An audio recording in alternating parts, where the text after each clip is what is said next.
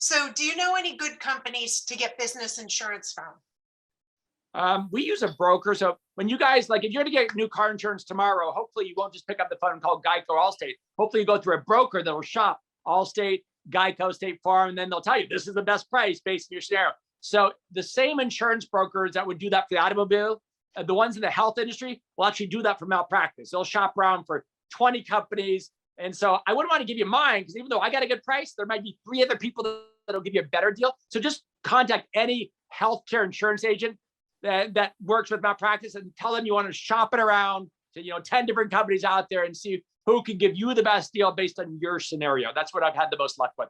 All right. So I don't know if you realized what you said, but I want to correct something that Lewis said. He probably didn't even realize.